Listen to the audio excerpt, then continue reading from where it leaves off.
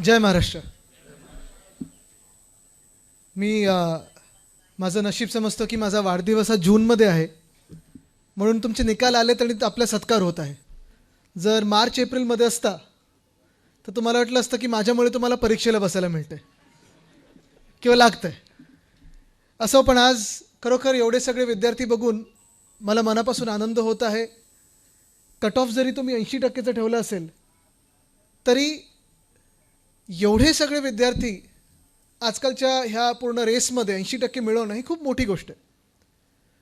वरून तू जेव्हा सांगत होतास, कारण हा गुणगौरव सत्कार खरं तर तसं पाहायला गेलं तर तुमच्यासारख्या सगळ्या चांगल्या विद्यार्थ्यांचा हा एक सण असतो. 90% 80% ज्यांना मिळत असतात तुम्हाला आनंदाचा दिवस असतो. आम्ही सगळे बघत असतो आमचा नंबर लागतोय का लागतोय का लागतोय का. आणि तू जे आत्ता सांगत होतास की 91% 10वीत मिळाले, नंतर 12वी, मग इंजिनिअरिंग, मग कोलंबिया, आणि नंतर आमदाराचं बोलत असताना मी तेच चित्र बघत होतो की आत्ता आपण विरोधी पक्षात बसून समोर घोषणाबाजी करत असतो. आणि मग कोणीतरी विचारलं की वरून शिकून कुठून आला, तर कोलंबिया. मला आठवतं तोही दिवस जेव्हा आपण सरकारमध्ये होतो आणि एक आमची बैठक चाललेली, तेव्हा तू कुठेतरी आंदोलन करत होता. आमची शासकीय बैठक चालली होती, 2-4 अधिकारी माझ्यासमोर बसले होते आणि सडनली टी व्हीवर वरुण सरदेसाई हे आंदोलन करतात असं चित्र दिसायला लागलं, घोषणा देतोय वरुण वगैरे. तेव्हा वरुण आमदार नव्हतं. आणि मग मला हे अधिकारी, सर ये अपना वरुण है ना. बोला हाँ. सर अपने साथ रहता ना. हाँ. बोलो ये आंदोलन कर रहा है. हाँ. मी वरुणला फोन केला, म्हणलं वरुण पुढच्या 2-3 दिवस आता नुसतं कोलंबियाचं टी शर्ट घाल, चष्मा घाल आणि तू एकदम असा स्टुडंट वाटला पाहिजे असा फिर, परत इम्प्रेशन बनेल, नाही तर लोकांना वाटेल तू आंदोलनच करतो. पण आत्ता जर चित्र पाहिलं कोलंबिया युनिव्हर्सिटीचं तर आंदोलनापेक्षा काही फार वेगळं नाही आहे. US च्या प्रत्येक मला वाटतं युनिव्हर्सिटीमध्ये आत्ता आंदोलनच चालू आहेत. असो, हे जरी असलं तरी मला वाटतं ह्याच्यातून 2-3 महत्त्वाच्या गोष्टी घेण्यासारख्या आहेत, शिकण्यासारख्या आहेत. नुसतं वरुण म्हणून नाही किंवा माझा भाऊ म्हणून नाही. तर पहिलं म्हणजे एका जिद्दीने, एका चिकाटीने अभ्यास करणं, जो तुम्ही केलेला आहे. मला वाटतं तुम्हाला काही वेगळं सांगण्याची गरज नाही. अभ्यासाची पद्धत वेगळी वेगळी असते. कोण रात्रभर अभ्यास करतं, कोण सकाळी पहाटे उठून अभ्यास करतं, कोणाला अभ्यास सहज जमतो, कोणाला पाठ करायला लागतं. आणि हे सगळं होऊन जेव्हा तुम्ही पेपर देता, प्रत्येकाचा स्ट्रेस लेवल हा वेगळा असतो. कारण जेव्हा आम्ही इथे उभं राहून सांगतो की स्ट्रेस घेऊ नका किंवा जास्ती काही प्रेशर घेऊ नका, हे बोलायला फार सोपं असतं. पण आपलं प्रत्येकाचं एक वेगळं वेगळं मनाची ताकद असते, धैर्य असतं, एक मनाची शक्ती असते. कोण प्रार्थना करतं, काही काही लोकांना चक्कर येते, काही काही लोकांना वाटतं की मी पेपरमध्ये खूप जास्ती लिहून आलो आहे. मला हे पण लोक माहिती आहेत, काही लोकांना वाटतं की मी पेपरमध्ये खूप कमी लिहून आलेलो आहे. आणि हे सगळं करून जेव्हा तुम्हाला मार्क मिळतात आणि तुम्हाला यशस्वी ठरवलं जातं, ही तुमची यशाची पहिली पायरी असते. मी तुम्हाला एवढंच सांगेन, कारण इथे तुम्हाला काउन्सिलर तर आलेच होते. मला वाटतं सर आपण सगळ्यांना सांगितलं की कसं पुढे जायचं, कुठचं तुम्ही मार्ग निवडायचा असतो. तुम्ही जे आत्तापर्यंत करत आलेला आहात ते योग्यच समजा. कारण ह्या मार्गाने जे काही तुमचे मार्ग असतील, पाठ करण्याचे असतील, समजून घेण्याचे असतील, यूट्यूबवरनं शिकण्याचे असतील, क्लासेसमधून शिकण्याचे असतील, ते आत्तापर्यंत योग्य ठरलेले आहेत. इथून पुढे जाताना ही पहिली पायरी तुमची यशस्वी ठरलेली आहे. साहजिक आहे, शाळेत जेव्हा तुम्ही असता तेव्हा तुम्हाला एक वेगळं कवच असतं. तुमचे प्रिन्सिपल असतात, शिक्षक असतात, तुमचे मित्रमैत्रिणी असतात आजूबाजूला. त्या वर्गातून बाहेर पडता, 11वी 12वीचं कॉलेज हे थोडं वेगळं असतं. 12वीतून तुम्ही जेव्हा पुढे जाता, इथे किती विद्यार्थी 12वीचे आलेले आहेत, 12वी पास. तुम्ही जेव्हा आता सिनियर कॉलेजमध्ये जाल, पूर्णपणे तुमचा कॉलेजचा एक माहोल असतो तो बदलला जाईल. एक तर तुम्ही सिनियर म्हणून जाता, ते होत असताना तुम्हाला जेवढं कवच 10वीपर्यंत होतं ते थोडं वेगळं होईल. 11वी 12वीचं कवच थोडं तुटलेलं असेल आणि एकदमच तुम्ही एका वेगळ्या आयुष्यात आता पाय ठेवणार आहात. टेम्पटेशन्स वेगळे वेगळे असतात. तुम्हाला इकडे तिकडे खेचलं जाईल. मित्रमैत्रिणी तुम्हाला सांगतील की अरे हे काय करतोय, ते काय करते, चल इथे फिरायला जाऊया, तिथे फिरायला जाऊया. पण एकच सांगेन मी तुम्हाला, आत्तापर्यंत तुमचे जे शिक्षक आहेत किंवा आईवडील आहेत, जे तुम्हाला सांगत आलेत आणि तुम्ही जे करत आलेले आहात, ज्यांनी तुम्हाला यश दिलेलं आहे, ते सोडू नका. वेगळं काही करण्याचं गरज नाही. पण आत्तापर्यंत जे तुम्हाला यशस्वी ठरवत आलेलं आहे ते जरी तुम्ही सोडलं नाहीत तरी मग पुढचे टप्पे जे असतात आयुष्यातले ते तुम्हाला यश देत राहील. अर्थात जसं आत्ता वरुण पण सांगत होतं किंवा अनिलजी सांगत होते की करिअरमध्ये तुम्हाला काय कधी कुठे नेईल हे तुम्हालाच कळणार नाही.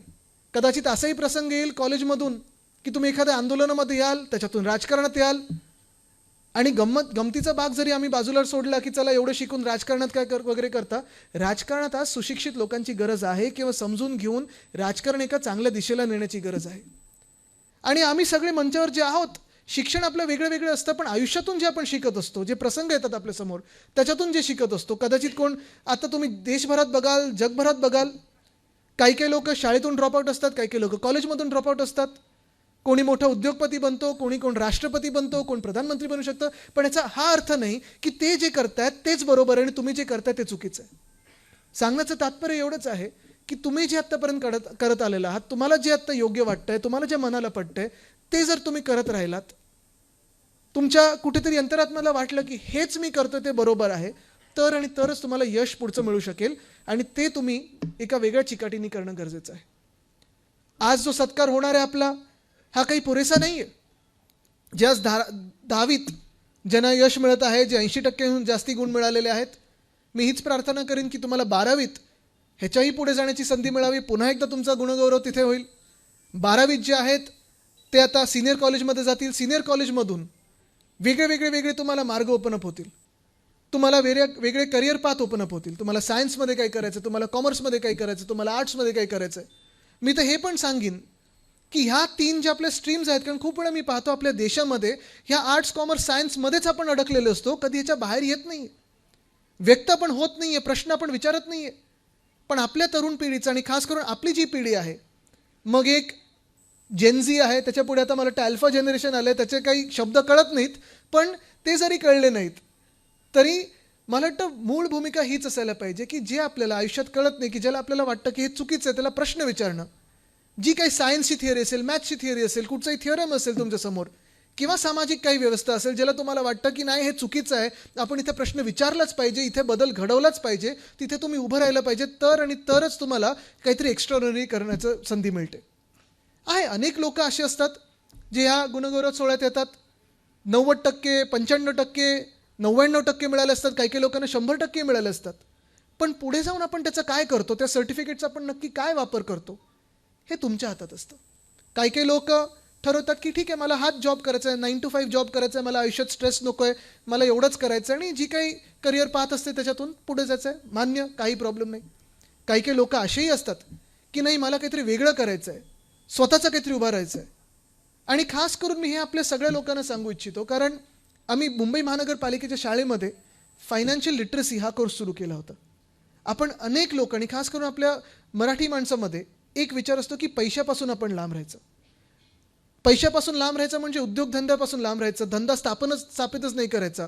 कुठेतरी आपल्याला ते गैर वाटतं, चुकीचं वाटतं, ते आपण मनातून काढलं पाहिजे. जर तुम्ही उद्योगधंदा उभारू शकलात तरच तुम्ही पुढच्या नोकऱ्या निर्माण करू शकाल. आणि आजच्या जगामध्ये आपण पाहतोय जे कोणी यशस्वी ठरत आहेत ते भरकटत नाहीत, पण जो एक मेन मार्ग असतो त्याच्यापासून थोडं बाजूला विचार करण्याची क्षमता ठेवतात. आज तुम्ही पाहताय व्हॉट्सॲप युनिव्हर्सिटीमध्ये जाऊ नका, पण व्हॉट्सॲपमध्ये गेल्यानंतर मेटामध्ये पण तुम्हाला आर्टिफिशियल इंटेलिजन्स येतं. मध्यंतरी मी जावेद अख्तर साहेबांचं एक असंच इंटरव्ह्यू पाहत होतो आणि त्याच्यात त्यांना विचारलं होतं की तुम्हाला आर्टिफिशियल इंटेलिजन्सबद्दल काय वाटतं, आर्टिफिशियल इंटेलिजन्स जग बदलू शकतं का. त्यांनी साफ उत्तर दिलं. त्यांनी सांगितलं नॅचरल स्टुपिडिटी आणि आर्टिफिशियल इंटेलिजन्स ह्या दोघांमध्ये जर काही निवडायचं असेल तर आर्टिफिशियल इंटेलिजन्स निवडीन. आर्टिफिशियल इंटेलिजन्स पण काही मोठं भूत नाही आहे, तसं पाहायला गेलं तर सोपं आहे. जो आपण विचार करतोय, जे तुम्ही सर्च करता, आता इथे इंस्टाग्रामवर किती लोक आहेत, आई वडिलांनी डोळे बंद केले तर मग सगळे हात वरती करतील, जरा आहेत ना, सगळे आहेत ना, घाबरताय का, हात वरती करा. नाही, तुम्हाला सर्टिफिकेट मिळणार आहे सगळ्यांचं, सगळे आहेत ना. आता त्याच्यात तुम्ही बघा, हे खूप सोपं बेसिक उदाहरण आहे, हे काही जास्ती डीप उदाहरण नाही आहे, पण तुम्ही जे बोलता 4 चौघांमध्ये किंवा मित्रांमध्ये बसून बोलता, एखादा चॉकलेटबद्दल बोललात, कॅडबरीबद्दल बोललात, बरोबर पुढच्या मिनिटाला त्याची ॲड येते की नाही, म्हणजे ते सगळं ऐकत आहे.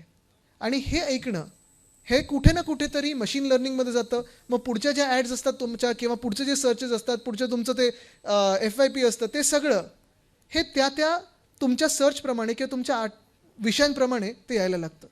तसंच तुमची स्वप्न पण असतात.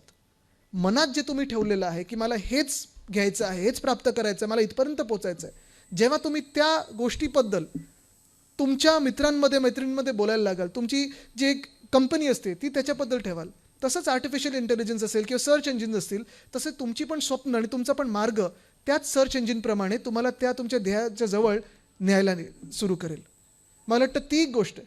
दुसरी गोष्ट मी जी तुम्हाला माझ्या घरातून म्हणजे माझे आजोबा जे सांगायचे मला, माझे वडील जे सांगत असतात, जे मी त्यांच्याकडून पाहत आलेलो आहे, 2च गोष्टी आहेत. मी जास्ती तुमचा वेळ घेणार नाही. पहिली गोष्ट म्हणजे वाचन हे तुमचं असलंच पाहिजे. पुस्तकं ही तुमच्या आजूबाजूला असायलाच पाहिजेत आणि पुस्तकांमधून तुम्ही काय वाचताय, जी काही काही लोकांची पद्धत असते पुस्तक एकदम नीटनेटकं ठेवायची. माझी पद्धत आहे थोडी हायलाईट करत राहायचं जे आवडतं ते. पण पुस्तकं कुठच्याही भाषेतली पुस्तकं असो, मग मराठी असो, हिंदी असो, इंग्लिश असो, वाचन हे तुमचं असलंच पाहिजे. वाचाल तर वाचाल हे माझे आजोबा सतत सांगायचे. वाचन तुमचं सकाळच्या बातमींचं असायला पाहिजे, वृत्तपत्रांचं. वाचन हे तुमचं ऑनलाईन न्यूजचं असायला पाहिजे. ट्विटर असेल, फेसबुक असेल, इंस्टाग्राम असेल किंवा पुस्तकं असतील, वाचन असायला पाहिजे. आणि दुसरं, भाषा जेवढे तुम्ही शिकू शकाल ते पण फार महत्त्वाचं आहे. कारण तुम्ही जेव्हा जगभरात जाता, कुठे ना कुठेतरी आपल्या मनात असतं की रे मी ह्यांच्याशी बोलू शकत नाही. आहे म्हणजे आपल्या मातृभाषेचा आपल्याला अभिमान असायलाच पाहिजे. आपली मातृभाषा आपल्याला नीट आलीच पाहिजे. पण त्याचसोबत जेवढ्या तुम्ही भाषा शिकाल, जगभरात तुम्ही पहा, जे जे देश पुढे गेलेले आहेत, भाषांच्या ताकदीवर गेलेले आहेत, सायन्सच्या ताकदीवर गेलेले आहेत आणि इनोव्हेशनच्या ताकदीवर गेलेत. मला वाटतं जास्ती मला तुम्हाला काही ओझं टाकायचं नाही तुमच्यावर की तुम्हीच सगळं हे काही जग बदलू शकाल. जग बदलण्याची प्रत्येकाला गरज नसते. आणि म्हणून मी सांगतो, जेवढं तुम्हाला झेपतं, जेवढी तुम्हाला आवड आहे तेवढंच करा. पण ते करत असताना सगळ्यात चांगलं कराल हाच विश्वास तुमच्या मनामध्ये ठेवून तेवढीच जर मेहनत केली तर निश्चितपणे आज जसं तुमचं इथे गुणगौरव तुमच्या मार्क्ससाठी होत आहे, कदाचित पुढच्या 5-10 वर्षामध्ये तुम्ही जगात काहीतरी वेगळं केलं असाल किंवा एक व्यक्ती म्हणून चांगले पुढे आलं असाल आणि त्याच्यासाठी तुमचं आजूबाजूला तुमचे सगळे आहेत ते कौतुक करत राहतील. मी तुम्हाला पुन्हा एकदा शुभेच्छा देतो आणि तुर्तास इथे थांबतो. धन्यवाद. जय हिंद, जय महाराष्ट्र, वंदे मातरम. लोकशाही मराठी ऐका, पहा, जागरूक रहा.